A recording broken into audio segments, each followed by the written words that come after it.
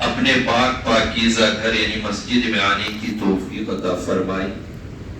یہ بھی اللہ کا بہت ہی بڑا کرم ہے اور اس کا احسان عظیم ہے۔ بھائی دوستو، بزرگوں،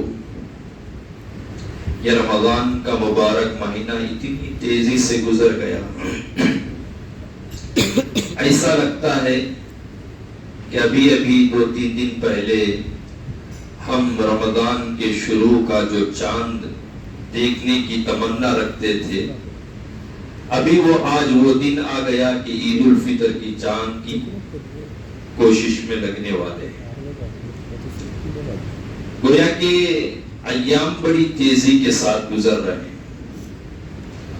پیارے آقا احمد مجتبی محمد مصطفیٰ صلی اللہ علیہ وسلم نے فرمایا، حدیث پاک کا مفہوم ہے، قیامت کی نشانیوں میں سے ایک نشانی یہ بھی ہے کہ دن اتنی تیزی سے گزر جائیں گے، اتنی تیزی سے گزر جائیں گے، سال مہینوں کی طرح گزر جائیں گے۔ سال کیسے گزریں گے؟ مہینوں کی طرح گزر جائیں گے۔ سال گزر جائے گا، ایسا لگتا ہے ابھی مہینہ گزرا ہے۔ اور فرمائے مہینے ہفتوں کی طرح گزر جائیں گے، ہفتے دنوں کی طرح، دن جو ہے گھنٹوں میں گزر جائیں گے۔ گویا کہ قیامت کے قریب جو ہے اوقات میں برکت کو اٹھا لیا جائے گا، وقت میں برکت کو اٹھا لیا جائے گا۔ ہم دیکھتے ہیں کہ اوقات میں برکت نہیں ہے، صبح ہوئی دیکھتے دیکھتے شام ہو جاتی ہے، شام ہوئی دیکھتے دیکھتے صبح ہو جاتی ہے، ظہر کی نماز ادا کیے عصر قریب آ جاتی ہے۔ یہ قیامت کی نشانیوں میں سے نشانی ہے، اوقات میں برکت کو اٹھا لیا جائے گا۔ تو اللہ کا احسان کہ اللہ پاک نے ہمیں رمضان جیسا مبارک مہینہ عطا کیا ہے کہ گویا کہ آج آخری دن ہے، شام کو شوال کا چاند نظر آ جائے گا، کل عید کا دن ہوگا۔ اب یہ 2-4 گھنٹے باقی ہیں، ہم ان گھنٹوں میں، ان اوقات میں کرنا کیا ہے؟ اسی لیے فرمایا کہ کوئی عمل مکمل ہونا اصل نہیں ہے، کوئی عمل مکمل ہونا اصل نہیں ہے، عمل کی تکمیل کا ہونا اصل نہیں ہے، وہ عمل اللہ کے بارگاہ میں قبول ہونا اصل ہے۔ آدمی قرآن کی پوری تلاوت کیا، پورا قرآن پڑھ لیا، اللہ اسے قبول نہ کیا تو اس کا پڑھنا بیکار ہے۔ انسان پورے مہینے کے روزے رکھا، رب تعالیٰ شانہ اسے قبول نہ کیا تو اس کے روزے بیکار ہیں۔ انسان پورے رمضان میں ایک رکعت بھی نہیں چھوڑا، پوری نمازیں ادا کیا، فرائض بھی، نوافل بھی، سنتیں بھی ادا کیا، وہ نمازیں اللہ کے بارگاہ میں قبول نہ ہو تو وہ نمازیں بیکار۔ انسان لاکھوں روپیہ خرچ کر کے حج کے لیے سفر کرتا ہے، مشقت اٹھاتا ہے، سفر طے کرتا ہے، اپنے گھر بار کو چھوڑ کر، اپنے ملک کو چھوڑ کر نکل کر جاتا ہے، پیسہ بھی لگا، وقت بھی لگا، اپنا جان بھی لگا، لیکن رب تعالیٰ شانہ اس کے حج کو قبول نہ کرے تو اس کا سفر بیکار ہے، اس کا مال بیکار ہے۔ انسان جانور کو لا کر اللہ کے بارگاہ میں قربانی دیتا ہے، اگر اللہ قبول نہ کرے تو وہ قربانی بیکار ہے۔ اسی لیے پیارے آقا صلی اللہ علیہ وسلم کی تعلیمات میں یہ ہمیں سبق ملتا ہے کہ عمل کے تکمیل پر اللہ کے بارگاہ میں وہ عمل قبول کروا لینا ہے۔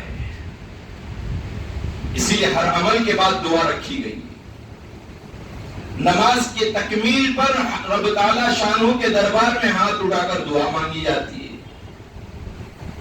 قرآن کی تکمیل پر اللہ کے بارگاہ میں دعا مانگی جاتی ہے۔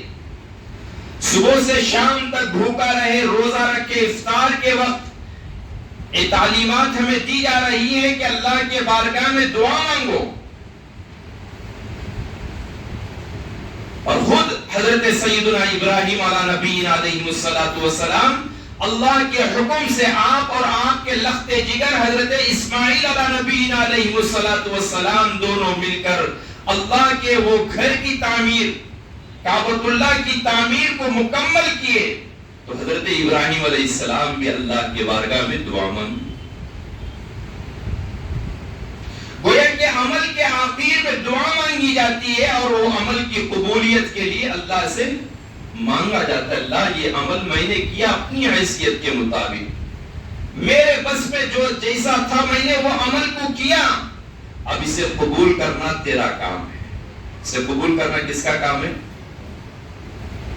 قبول کروا لینا ہے. 2-4 گھنٹوں کے جو اوقات ہیں یہ بڑے اہمیت والے اوقات ہوتے ہیں. ان اوقات میں ہم پورے طور پر اللہ کی طرف متوجہ ہونا ہے اور رب تعالیٰ شانہ کے دربار میں جو جو اعمال ہم نے کیے، رمضان کے مبارک مہینے میں نمازیں پڑھے، تراویح ادا کی، قرآن کی تلاوت کیے، ذکر و اذکار کیے، زکات ادا کرنے والے اپنی زکات نکال کر غریبوں میں تقسیم کیے، صدقہ خیرات کیے اور بھوکوں کو کھانا کھلائے، ننگوں کو کپڑا پہنائے. جو جو اعمال ہم نے کیے ان اعمال کو رب تعالیٰ شانہ کے دربار میں قبول کروا لینا ہے. قبول کروا لینا. جو بندہ اللہ کی طرف متوجہ ہوتا ہے رب تعالیٰ شانہ بندے کی طرف متوجہ ہوتے ہیں. ہاں اب ہمارا مانگنا کیسا ہوتا ہے؟ بس سرسری طور پر ہاتھ اٹھائے، ذہن کی کہیں اور طرف، خیال کہیں دوسری طرف.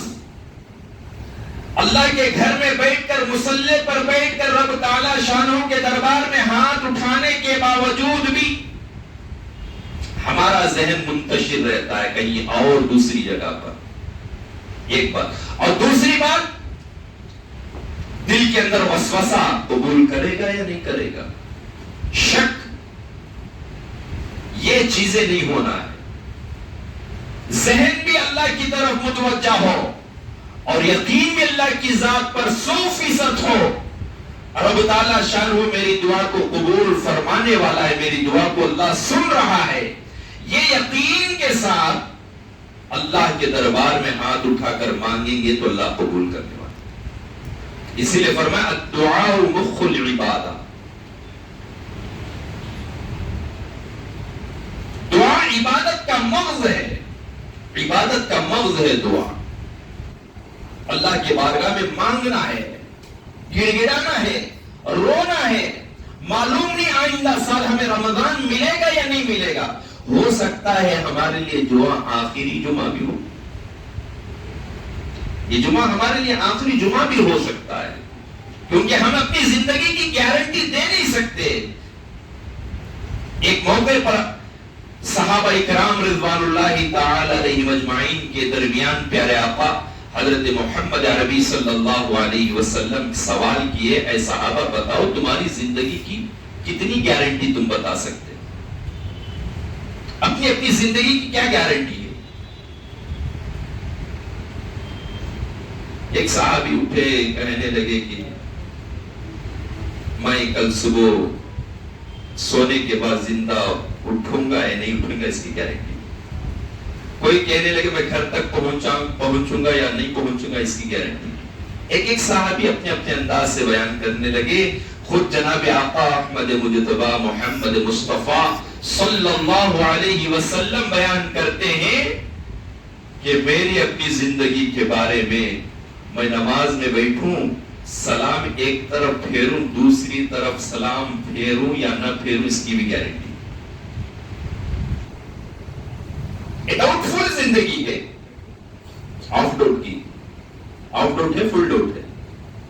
ڈاؤٹ فل ڈاؤٹ میں گارنٹی نہیں ہے.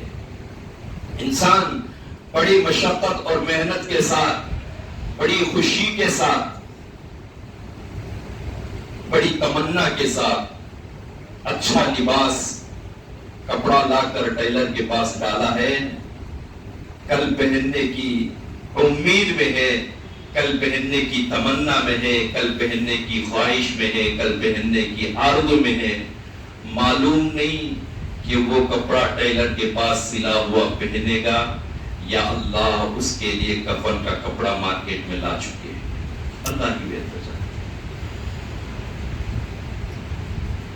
اس کی کوئی گارنٹی نہیں. اسی لیے ایک ایمان والے کے لیے، ایک مسلمان کے لیے ایک ایک لمحہ قیمتی ہوتا ہے. ایک ایک لمحہ قیمتی ہے اس کے لیے. ایک ایک لمحہ. زندگی کی کوئی گارنٹی نہیں. کب کہاں کس حالت میں موت آئے گی، اسرائیل آ کر ہمارے کھندے پر ہاتھ رکھیں گے، اللہ ہی بہتر جانتے. اسی لیے اوقات کو غنیمت سمجھنا ہے. مسلمان کے لیے یہ زندگی بڑی اہمیت والی ہے، کیونکہ اللہ نے اسی زندگی کو آخرت کے بننے اور بگڑنے کا دار و مدار رکھا ہے. اسی زندگی کو، اس زندگی کے علاوہ کوئی اور زندگی ہمارے پاس آپشن نہیں ہے، موقع نہیں ہے. چلو سب اس زندگی میں جا کر آخرت کی تیاری کر لیں گے، اللہ کو خوش کر لیں گے، راضی کر لیں گے. ایسا موقع ہے ہی نہیں. ہمارے پاس ایک ہی موقع ہے، ایک ہی چانس ہے، یہ دنیا کی زندگی.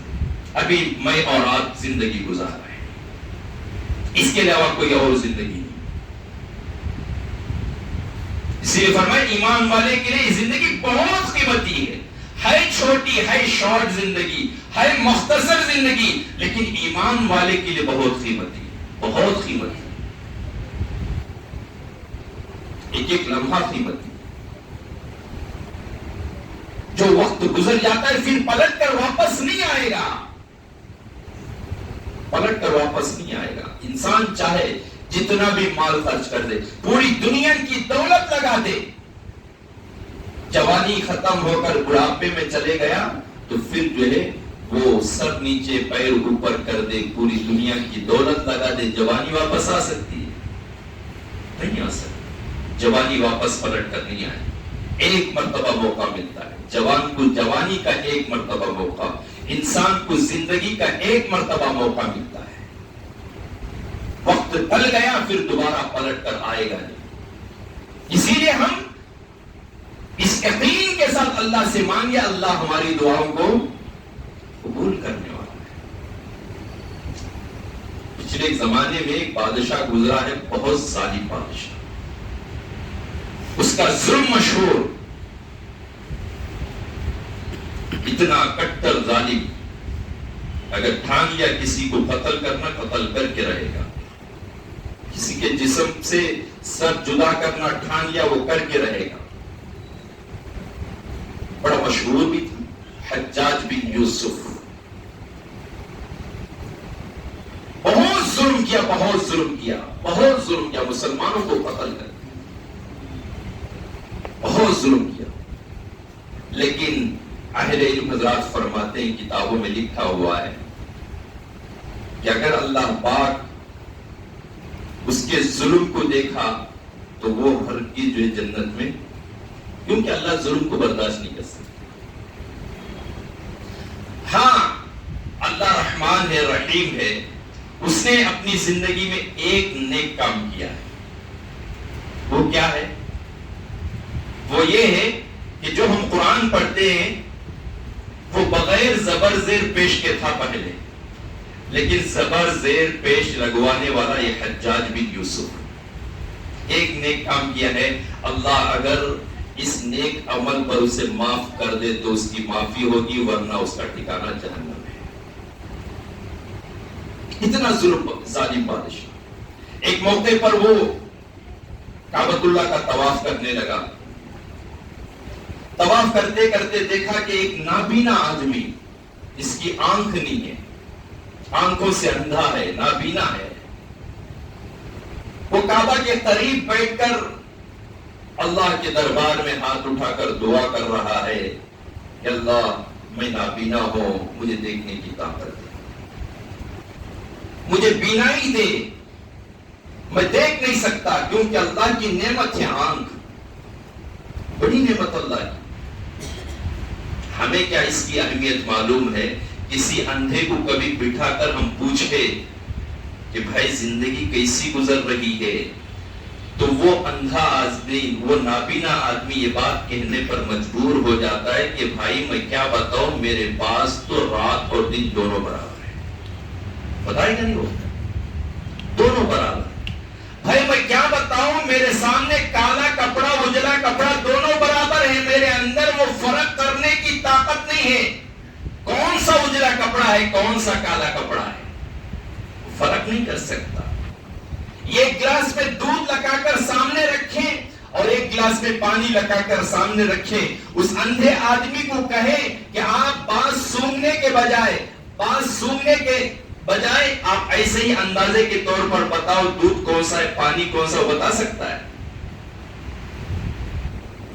کیوں؟ دیکھنے کی طاقت سے محروم ہے، دیکھ نہیں سکتا.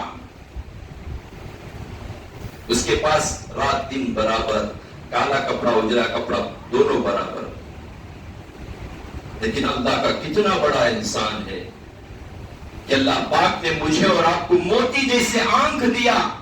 ہم صبح ہو رہی تو بتا سکتے ہیں صبح ہو رہی ہے، دن ہوا تو صاف بتا سکتے ہیں دن ہوا ہے، رات ہوئی تو بتا سکتے ہیں رات ہوئی ہے. یہ کون سے کلر کا ہے ہم دیکھ کر بتا سکتے ہیں کون سا کلر کا کپڑا ہے، کالا ہے تو کالا ہے، اجلا ہے تو اجلا ہے. یہ صلاحیت یہ طاقت اللہ نے مجھے اور آپ کو دی ہے، یہ اللہ کی بڑی نعمت ہے. آنکھ اللہ کی بڑی نعمت ہے. اگر اللہ پاک ہمیں آنکھ نہیں دیتا تو ہم سب اندھے ہو جاتے، دوسروں کے محتاج بن جاتے، کھانے میں بھی محتاج، چلنے میں محتاج، زندگی میں کسی اور کا سہارے کی ضرورت پڑتی. لیکن اللہ کا کتنا بڑا احسان ہے کہ اللہ پاک نے ہمیں دونوں موتی جیسے آنکھ، پیارے پیارے آنکھ دیا ہے. تو وہ نابینا آدمی کعبۃ اللہ کے سامنے بیٹھ کر اللہ کے سامنے دعا کر رہا، اللہ مجھے آنکھ دے دے، مجھے دیکھنے کی طاقت دے دے. تو حجاج بن یوسف جا رہا تھا، سامنے وہ نابینا آدمی بیٹھ کر اللہ کے دربار میں دعا مانگ رہا اور دیکھ کر جو پیر سے ایسا لات مارا. ظالم بادشاہ تھا، اس کے سامنے ہر آدمی حقیر نظر آتا ہے. جس کے اندر مال کا گھمنڈ اور مال کا تکبر آ جاتا ہے تو وہ انسان دوسروں کو گری ہوئی نگاہوں سے دیکھتا ہے، لیکن حقیقت میں وہ انسان سب سے پہلے اللہ کی نظر سے گر جاتا ہے. جو انسان اللہ کے بندوں کو گری ہوئی نظر سے دیکھتا ہے تو وہ انسان اللہ اور اس کا اللہ کے فرشتوں کی نگاہ سے گر جاتا ہے. تو حجاج بن یوسف بھی وہ نابینا آدمی کو پیر سے مارا اور کہنے لگا کیا کر رہا تو یہاں، کیا کر رہا تو یہاں. تو حجاج بن یوسف کو وہ نابینا آدمی کہنے لگا کہ میں اللہ سے دعا مانگ رہا ہوں. کیا دعا مانگ رہا؟ میں اپنی بینائی اللہ سے مانگ رہا ہوں، بینائی میں اللہ سے مانگ رہا ہوں، میں آنکھوں سے معذور ہوں. تو فوراً وہ حجاج بن یوسف کہنے لگا کہ پتا ہے میں کون ہوں؟ تو نابینا آدمی کہنے لگا کہ میں دیکھتا تو بتا دیتا، میں تو دیکھنے سے محروم، دیکھ نہیں سکتا. تو حجاج بن یوسف کہنے لگا میں حجاج بن یوسف ہوں. اتنا سننا تھا وہ نابینا آدمی تھروانے لگا، اٹھ کر کھڑا ہو گیا، کیونکہ حجاج بن یوسف کے بارے میں تو مشہور تھا یہ ظالم بادشاہ ہے، جو ٹھان لیتا ہے وہ کر کے رہتا ہے. وہ نابینا آدمی تھروانے لگا، گھبرانے لگا اور کہنے لگا کہ بادشاہ بتاؤ میرے سے کیا غلطی ہو گئی. تو حجاج بن یوسف کہنے لگا کہ دیکھ دعا ایسی مانگی نہیں جاتی، دعا ایسی مانگی نہیں جاتی. دیکھ میرے جو ہے 3 چکر مکمل ہو گئے اور باقی 4 چکر باقی ہیں. کعبۃ اللہ کے کتنے چکر لگائیں گے؟ 7 چکر لگائیں گے اور جو ہے 4 چکر باقی ہیں. 3 چکر مکمل ہوئے اور 4 چکر باقی ہیں. میرے 4 چکر مکمل ہونے سے پہلے تیری آنکھ پلٹ کر نہ آئی تو یہ تلوار سے تیری گردن اڑا دوں گا، تلوار سے تیری گردن اڑا دوں گا. اتنا سننا تھا. اور اس کے بعد وہ حجاج بن یوسف ظالم بادشاہ اس نابینا آدمی کے پاس ایک پہرے دار کو کھڑا کر دیا تاکہ یہ بھاگ نہ جائے. اس کے سامنے کھڑے ہو. یہ آدمی آپ کے ساتھ کھڑا ہوا ہے آپ کے تاکہ وہ آپ جو ہے بھاگ نہ جائیں، اور باقی میرے 4 چکر باقی ہے، مکمل ہو جانے تک آپ کی آنکھ پلٹ کر آ جانا۔ تو وہ نابینا آدمی کے اندر ڈر آ گیا اور اللہ سے ایسا گڑ گڑا کر اللہ سے مانگنے لگا۔ وہ نابینا آدمی اللہ کی طرف متوجہ پورے طور پر ہو گیا، اللہ سے گڑ گڑانے لگا، اللہ اب تک تو بینائی کا سوال تھا، اب تک بینائی کا سوال تھا، اب جان کا سوال بن چکا ہے۔ اب تک بینائی کا مسئلہ تھا، اب تو جان کا مسئلہ آ پڑا ہے۔ یہ حجاج بن یوسف بڑا ظالم بادشاہ ہے، اس کے باقی 4 چکر مکمل ہونے سے پہلے تو میرے آنکھوں کو پلٹا دے، مجھے بینائی دے دے۔ ایسا گڑ گڑا کر مانگا وہ نابینا آدمی، کتابوں میں لکھا ہوا ہے، اہل علم حضرات فرماتے ہیں وہ ظالم بادشاہ کے 4 چکر مکمل ہونے سے پہلے اللہ اس نابینا کو بینائی دے دیا ہے۔ گویا کہ دعا ایسی مانگی سرسری طور پر نہیں، اس سے پہلے جو دعا مانگ رہا تھا وہ آدمی ایسے ہی اللہ بینائی دے دے بینائی، لیکن اس کے بعد جو فکر آ گئی، جو ڈر آ گیا، اللہ کی طرف پورے طور پر متوجہ ہوا، اللہ کے دربار میں مانگا، گڑ گڑایا، تو رب تعالیٰ شانہ اس کی سن لیا۔ دعا ایسی مانگی جاتی ہے۔ ہماری دعا کہیں ہوٹل میں گئے تو ویٹر کو آرڈر دیتی نہیں، 1 پلیٹ بریانی، 1 پلیٹ کباب، فلاں فلاں، ایسا ہماری دعا یہ دے دے یہ دے دے۔ کس کے سامنے ہاتھ اٹھا رہے ہیں، کس سے مانگ رہے ہیں، وہ تصور ہمارے دل کے اندر آ جائے، وہ یقین ہمارے اندر آ جائے۔ جو بادشاہوں کا بادشاہ ہے، کسی دنیا کے بادشاہ کے پاس جاتے ہیں تو پورا خیال بادشاہ کی طرف ہوتا ہے، پوری نگاہ سامنے ہوتی ہے، لیکن ہم کس کے دربار میں ہاتھ اٹھائیں، جس کے سامنے مانگ رہے وہ تصور ہمارے دل میں ہو، وہ ساری دنیا کی بادشاہوں کا بادشاہ ہے، وہ شہنشاہوں کا شہنشاہ ہے، وہ داتاؤں کا داتا ہے، ساری دنیا کو وجود بخشنے والا وہ مالک ہے، جس نے ہمیں زندگی دیا ہے، جس نے ہمیں ایمان دیا ہے۔ وہ رب کے سامنے ہاتھ اٹھا رہے ہیں، وہ تصور ہمارے اندر۔ ہاں ایک بات تو ہے کہ ہماری کوئی دعا رد نہیں ہوتی، اللہ قبول فرماتے ہیں، دیر سے صحیح۔ امت محمدیہ کی دعاؤں کو اللہ تعالیٰ قبول فرماتے ہیں، ضرور قبول فرماتے ہیں، لیکن اللہ بہتر جانتے ہیں بندے کے لیے کیا بہتر ہے۔ اللہ اچھی طرح جانتے ہیں میرے بندے کے لیے کیا فائدے مند ہے، کیا فائدے مند ہے، اللہ جانتے ہیں۔ اسی لیے بھائی دوستو بزرگوں، جو باقی 2-4-5 گھنٹے باقی ہیں، چاند دکھنے سے پہلے تھے کہ رمضان کے ایام ہے، مبارک مہینے کے گھڑیاں ہیں، ان گھڑیوں میں اللہ کی طرف پورے طور سے متوجہ ہونا ہے۔ جو اعمال ہم نے اس رمضان کے مبارک مہینے میں کیے ہیں وہ اللہ کے بارگاہ میں قبول کروا لینا ہے۔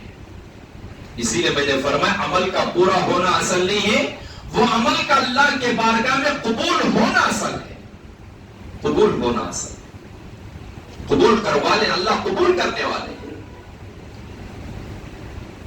یقین کے ساتھ مانگی، پورے دھیان کے ساتھ مانگی، پوری توجہ اللہ کی طرف رکھیں، سرسری دعاؤں سے ہم بچیں، یقین کے ساتھ مانگنے والے بن جائیں، یقین کے ساتھ مانگنے والے۔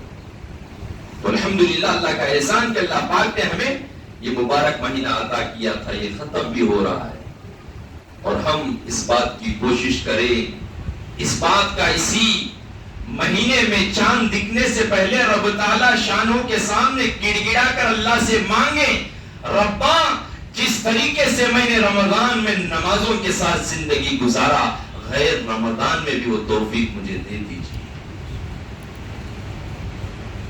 کتابوں میں لکھا ہوا ہے، اہل علم حضرات فرماتے ہیں ہر چیز کو ناپنے کے لیے تھرمامیٹر ہوتا ہے، اور ہمارا رمضان کا مبارک مہینہ اللہ کے بارگاہ میں قبول ہوا ہے یا نہیں ہوا ہے، اس کا بھی ایک تھرمامیٹر ہے، انسان اندازہ لگا سکتا ہے۔ وہ کیا ہے؟ فرمایا، اہل علم حضرات فرماتے ہیں کہ رمضان کے بعد انسان کو نمازوں کی توفیق مل گئی، رمضان کے بعد بھی انسان کو سچائی کی توفیق مل گئی، رمضان کے بعد بھی انسان کو تقوی کی توفیق مل گئی، رمضان کے بعد بھی انسان کو قرآن کی تلاوت کی توفیق ملی، رمضان کے بعد بھی انسان کو اللہ کے ذکر و اذکار کی توفیق ملی۔ یہ اس بات کی دلیل ہے کہ اس کا پچھلا رمضان اللہ کے بارگاہ میں قبول ہو چکا ہے۔ رمضان کے بعد ہمیں نمازوں کی توفیق نہیں مل رہی ہے، صرف جمعہ میں آ کر نماز پڑھ کے چلے جاتے ہیں، باقی نمازوں کی مجھے توفیق نہیں مل رہی ہے۔ یہ اس بات کی دلیل ہے، اس بات کی علامت ہے کہ پچھلا رمضان اللہ کے بارگاہ میں ہمارا قبول نہیں ہوا ہے۔ کیوں؟ اس لیے کہ رمضان کا مہینہ ایک ایمان والے کے لیے، رمضان کا مہینہ ایک مسلمان بندے اور بندی کے لیے ٹریننگ کا مہینہ ہے۔ اب یہاں ٹریننگ ہوتی ہے اور ڈیوٹی کب کرنا سو، ٹریننگ لے کر خاموش بیٹھ گئے تو کچھ فائدہ ہوا؟ ڈیوٹی میں اترنا ہے، ڈیوٹی میں اتریں گے تو اسے ماہانہ تنخواہ ملتی ہے، اس کی زندگی اچھی گزرتی ہے۔ اب ہم ٹریننگ لے لیے، ڈیوٹی نہیں کرنی، ٹریننگ لے کر گھر میں بیٹھ گئے، گویا کہ یہ رمضان کا مہینہ میرے اور آپ کے لیے ٹریننگ کا مہینہ ہے۔ اب ڈیوٹی جو ہے کل سے شروع کرنا سو کریں گے، سب مساجد کو آباد کریں گے، اللہ ہم تمام کو قبول فرمائے۔ ہے دوستو بزرگو، اسی لیے پیران پیر قطب ربانی محبوب سبحانی شیخ عبد القادر جیلانی رحمت اللہ علیہ فرمایا کرتے تھے کہ جس کی پوری زندگی رمضان جیسی گزرے، جس کی پوری زندگی رمضان جیسے، رمضان میں ہم جھوٹ سے بچتے رہے، نمازوں کی پابندی کرتے رہے، کسی کو دھوکہ دینے سے بچتے رہے، نمازوں کی پابندی کرتے رہے، پوری زندگی میں یہ اعمال آ گئے، نمازیں آ گئی، قرآن کی تلاوت آ گئی، اللہ کا ذکر آ گیا، سچائی آ گئی، امانت داری آ گئی، پوری زندگی یہ اعمال آ گئے۔ پیران پیر شیخ عبد القادر جیلانی رحمت اللہ علیہ فرماتے ہیں کہ جس کی زندگی پوری رمضان جیسی گزرے تو اس کی موت عید کے جیسی ہوگی۔ اس کی موت کیسی ہوگی؟ عید کے مانند۔ گویا کہ عید کے دن ہر انسان خوشی مناتا ہے، نیا کپڑا پہنتا ہے، خوشی مناتا ہے، خوشی کو بانٹتا ہے، جس کے ہر ایک کے چہرے پر مسکراہٹ ہوتی ہے۔ کیوں؟ عید کا دن ہے، خوشی کا دن ہے۔ جس کی زندگی رمضان جیسی گزرے گی اس کی موت عید کے مانند ہوگی۔ جس طریقے سے عید کے دن انسان خوشی مناتا ہے تو اسی طریقے سے نیک آدمی جو جس کی زندگی رمضان جیسی گزرے گی تو اس کی موت عید کے مانند ہوگی، عید کے مانند۔ وہ خوشی خوشی اللہ کے دربار میں پہنچے، ایسا پہنچے گا، خوشی خوشی پہنچے گا، روتا ہوا نہیں۔ رونا کس بات کا؟ کیوں رونا؟ میری تو زندگی آخرت کی سنور چکی ہے، میں دنیا میں زندگی ایسا گزارا ہوں، اللہ کی اطاعت اور فرمانبرداری ایسا کیا ہوں جس کے بدلے میں رب تعالیٰ شانہ نے جنت تیار کر کے رکھا ہوا ہے۔ خوشی خوشی جائے گا انسان دنیا کے اندر۔ عید الفطر یا عید الاضحیٰ کے دن غسل کرتا ہے، نئے لباس پہنتا ہے اور اس کے بعد خوشی خوشی عیدگاہ کی طرف نماز ادا کرنے کے لیے جاتا ہے۔ لیکن نیک آدمی جس کی زندگی رمضان جیسی گزری ہو، وہ انسان مرنے کے بعد اسے جو ہے غسل دیا جاتا ہے، نیا لباس کفن پہنایا جاتا ہے اور اس کے بعد اسے قبرستان تک پہنچایا جاتا ہے۔ وہ انسان بھی خوشی خوشی قبرستان تک پہنچتا ہے۔ اللہ نہ کرے، خدا نہ خواستہ، جس کی زندگی غفلت میں گزر گئی، جس کی زندگی اللہ کی نافرمانی میں گزری، جس کی زندگی نبی کی سنتوں کو چھوڑتے ہوئے زندگی گزری، وہ انسان ہنستا ہوا نہیں گزرے گا، روتا ہوا، افسوس کرتا ہوا نکلے گا اپنے گھر سے کہ ہائے افسوس، ہے تباہی، میں نے اپنی زندگی کو غفلت میں گزار دیا. افسوس کرے گا، افسوس کرے گا، پچھتائے گا، لیکن اس وقت کا پچھتانا اسے کام نہیں آئے گا کیونکہ زندگی ختم ہو گئی. اسی لیے بھائی دوستو بزرگوں، جیسے ہم رمضان میں ٹریننگ لیے اسی طریقے سے انشاءاللہ کل سے ہم ڈیوٹی شروع کریں گے انشاءاللہ. اللہ سے دعا فرمائے کہ اللہ تعالی ہم تمام کو عمل کی توفیق عطا فرمائے. الحمدللہ ہماری اس مسجد میں کل ٹھیک 8:30 بجے ادا کی جائے گی. آپ تمام حضرات سے گزارش ہے کہ اپنے گھروں میں ضروریات سے فارغ ہو کر گھر سے وضو بنا کر اور تکبیر پڑھتے ہوئے یہاں پر تشریف لائیں. پیدل آنے کی کوشش کریں. ہر ایک قدم پر اللہ تعالیٰ ثواب عطا فرماتے ہیں، تو گھروں سے جو پیدل آنے کی کوشش کریں، اور کیونکہ عید کا دن ہے یہاں پر جو ثواب